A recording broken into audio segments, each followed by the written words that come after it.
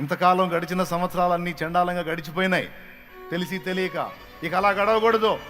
ఇక నా యేసయ్య బిడ్డగా ఆయన రక్తంలో కడగబడి పరిశుద్ధపరచబడి ఒక క్రొత్త జన్మ అనుభవంలో ఒక నూతన సృష్టినాయి, దేవుని రాజ్య వారసున్నాయి, క్రీస్తుకు సాక్షినై నా జీవితం 10 మందికి ఆదర్శంగా 10 జీవితాలను వెలిగించేదిగా ఉండేటట్లు నేను బ్రతకాలని నిర్ణయించుకొని ఎడదాకా వచ్చారు.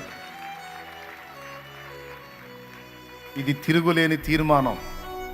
మీ లైఫ్లో మీరు తీసుకున్న మంచి నిర్ణయం ఇది. దీని ఫలం అనేది రేపు ఫ్యూచర్లో మీకు అర్థమైద్ది. కడబోరం రోగిన నాడు, పరిశుద్ధులు ఎత్తబడే నాడు మీరు కూడా ఎత్తబడుతున్నప్పుడు అబ్బబ్బబ్బబ్బ ఎంత మంచి పని చేశాను నేనన్న సంగతి ఆనాడు నీకు అర్థమైద్ది.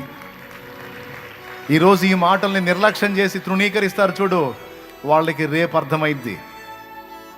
కాబట్టి ఇదే పిలుపు, దేవుడు మాకు ఇచ్చినటువంటి ఆజ్ఞ ఇది. సర్వలోకమునకు వెళ్ళి సర్వ సృష్టికి సువార్త ప్రకటించండి.